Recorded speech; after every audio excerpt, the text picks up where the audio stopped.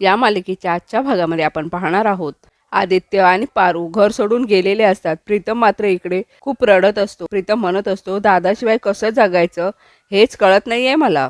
तो असताना त्याच्या जबाबदाऱ्या घ्याव्या लागतील, त्याची जागा घ्यावी लागेल असं कधी इमॅजिन सुद्धा केलं नव्हतं। त्यानंतर प्रीतम हसूनच म्हणत असतो, एरवी कसं भाई बोला भगवान बोला म्हटलं की प्रॉब्लेम सॉल्व। प्रीतमला आठवतं प्रीतम आदित्यबरोबर जायला हट्ट करत असतो तेव्हा आदित्य हेच बोललेला असतो, भाई बोला भगवान बोला असं म्हणून आदित्यने प्रीतमला परत पाठवलेलं असतं। प्रीतम रडतच म्हणत असतो, आता तोच भाई नाहीये माझ्याकडे। प्रीतम हुंदके देऊनच रडत असतो आणि प्रीतमला रडताना बघून प्रियाला सुद्धा खूप वाईट वाटत असतं।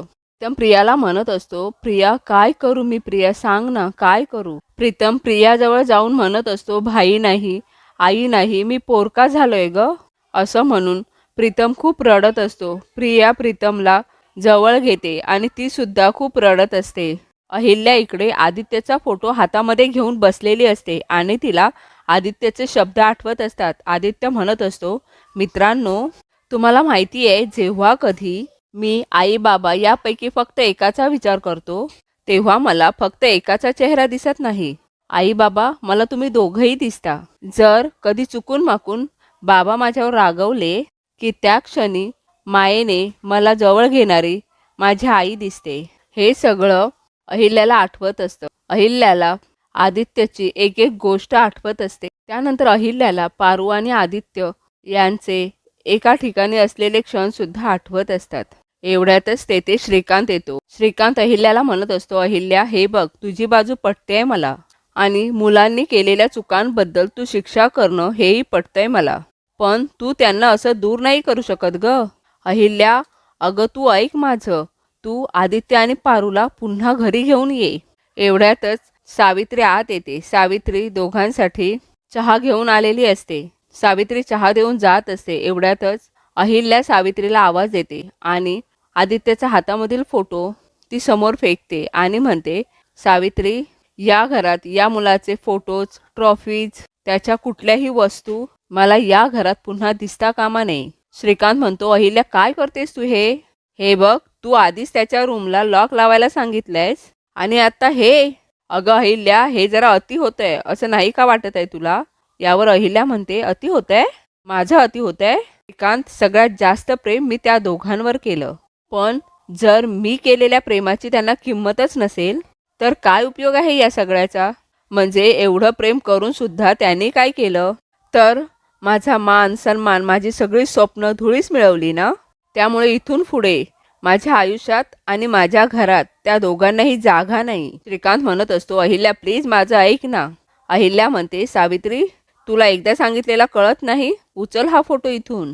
सावित्री श्रीकांत जवळ बघते। श्रीकांत सुद्धा खुनेनेच तो फोटो उचलायला सांगतो। सावित्री तो फोटो उचलते आणि तेथून निघून जाते। अहिल्या इकडे खूप चिडलेली असते।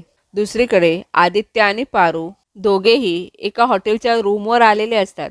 आदित्य पारूला म्हणत असतो, पारू मला माहिती आहे तुला असं हॉटेलच्या रूमवर राहायची सवय नाही आहे, पण आज आपल्याला इथेच राहावं लागेल आणि तू काहीही काळजी करू नको। या हॉटेल रूम्स आपल्या कंपनीने कायमच्या बुक केलेल्या असतात, त्यामुळे इथे काळजी करण्यासारखं काहीही नाहीये। पारूच्या डोळ्यातून मात्र पाणी येत असतं। त्यानंतर पारू आपला फोन घेते आणि पारू कुणाला तरी फोन करत असते। आदित्य म्हणतो, पारू कुणाला फोन करतेस? पारू म्हणते, बाला। पुढे पारू म्हणते, आदित्य सर बाने आपलं नातं स्वीकारलंय, त्याला माहिती आहे आपलं नातं, पण बा लई चिडलाय आपल्यावर, मला बोलायचं आहे बाशी। आदित्य सर आपण घरातनं बाहेर पडल्यानंतर तिथे काय झालंय, काय परिस्थिती आहे मला नाही माहिती, म्हणून मला एकदा बाशी बोलायचं आहे। मारुती इकडे खूप टेन्शनमध्ये असतो। मारुती इकडून तिकडे फेऱ्या मारत असतो। मारुतीला अहिल्याचे शब्द आठवत असतात, तुला वाटतंय तू स्वामिनिष्ठ आहे? तू सुद्धा खाल्ल्या अन्नाला जागला नाहीस ना? हेच आहे का तुझं स्वामिनिष्ठ असणं? त्यानंतर मारुतीला सयामामाचे शब्द सुद्धा आठवत असतात, खरं तर तुला पारूसारखी सून मिळाली आहे याचा आनंदच व्हायला हवा। त्यानंतर अहिल्या म्हणत असते, आता मला कळतंय तू आदित्यचा साखरपुडा का थांबवत होतास ते। त्यानंतर अहिल्या आदित्यला म्हणत असते, तुला आता मी किंवा पारू या दोघींपैकी एकीची निवड करावी लागेल। मी चांगली आई होऊ शकले नाही हे सगळं पुन्हा पुन्हा मारुतीला आठवत असतं. त्यानंतर अहिल्याने आदित्यचा हात पकडून आदित्यला घराबाहेर काढलेलं असतं हे सुद्धा मारुतीला आठवत असतं. त्यानंतर मारुती आपल्या बायकोच्या फोटोजवळ बघतो आणि म्हणतो, बघितलं सुमन, ज्या गोष्टीची भीती होती तीच गोष्ट घडली. पारू आणि आदित्यच्या नात्यामुळे किर्लोस्करांच्या घरामध्ये फूट पडली. आदित्य बाबांना घराच्या बाहेर जावं लागलं. आपल्या पारूमुळं मायलेकरांची ताटातूट झाली. मला सांग, मी पारूला कसं माफ करू? एवढ्यातच मारुतीचा फोन वाजतो. मारुती आपला फोन खिशातून बाहेर काढतो आणि बघतो तर पारूचा फोन असतो. पारू आपल्या बालासारखाच फोन करत असते. त्यानंतर मारुती पारूचा फोन उचलतो. पारू म्हणते, बा तू बरा आहेस ना? तिथे समजा ठीक आहे ना? मारुती म्हणतो, एक मिनिट, माझ्या मालकांनी तुमच्या सोबतचे सगळे संबंध तोडून टाकले आहेत. त्यामुळे आता आपल्यात कुठलंच नातं उरलेलं नाहीये. त्यामुळे याच्या पुढे मला कुठल्याही प्रकारचा संपर्क करायचा नाही. हेच तुमच्यासाठी जास्त भल्याचं असणार आहे. असं म्हणून मारुती आपला फोन कट करतो. मारुतीला सुद्धा हे सांगताना खूप वाईट वाटत असतं. पारूला सुद्धा हे सगळं ऐकून खूप वाईट वाटतं. आदित्य पारूला विचारत असतो, पारू काय झालं? पारू काहीही न बोलता आदित्याला घट्ट मिठी मारते आणि रडू लागते. आदित्य पारूला शांत करत असतो. दुसरीकडे मारुती पारूशी बोलत असताना श्रीकांत तेथे आलेला असतो. श्रीकांत मारुतीला आवाज देतो. मारुती. श्रीकांत म्हणतो, मारुती, आत्तापर्यंत मी तुला वेगळंच समजत होतो रे. आता तुझ्या मुलीने तुझ्या काळजीपोटी तुला फोन केला होता ना? आणि काय केलंस तू? तिच्याबरोबरचं नातं कायमचं तोडून मोकळा झालास. मारुती म्हणतो, मग मी काय करायला हवं होतं तुम्ही मला सांगा. श्रीकांत म्हणतो, मारुती, आपल्या मुलांनी कोणत्या परिस्थितीत लग्न केलं हे आपल्या दोघांना चांगलंच माहिती आहे.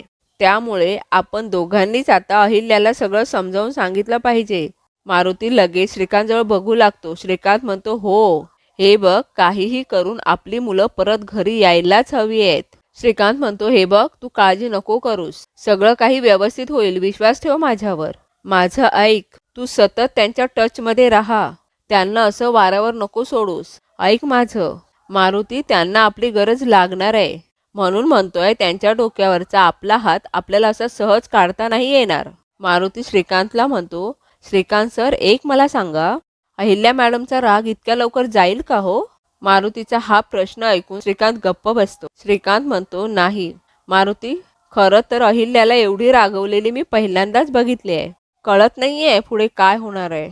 मारुती म्हणतो, अहिल्या मॅडमने जर त्या दोघांचा स्वीकार केला नाही ना, तर मी सुद्धा त्या दोघांचा स्वीकार करणार नाही. हे ऐकून श्रीकांतला खूप मोठा धक्का बसतो. पारूला इकडे मारुतीचे शब्द आठवत असतात. एक मिनिट, माझ्या मालकांनी तुमच्यासोबतचे सगळे संबंध तोडून टाकले आहेत. त्यामुळे आता आपल्यात कुठलंच नातं उरलेलं नाही आहे. त्यामुळे याच्या पुढं मला कुठल्याही प्रकारचा संपर्क करायचा प्रयत्न करायचा नाही आणि हेच तुमच्यासाठी भलं असेल.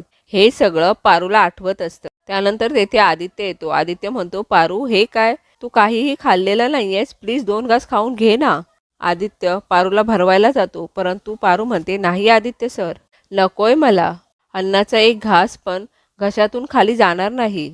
आदित्य म्हणतो, पारू, आपल्या घरच्यांचं आपल्यावर खूप प्रेम आहे. मला खात्री आहे तुला मान सन्मानाने आपल्या घरी घेऊन जाईन. तू बघ, नको काळजी करू, प्लीज 2 घास खाऊन घे. पारू म्हणते, आदित्य सर, तुम्ही म्हणताय तसं खरंच होईल का?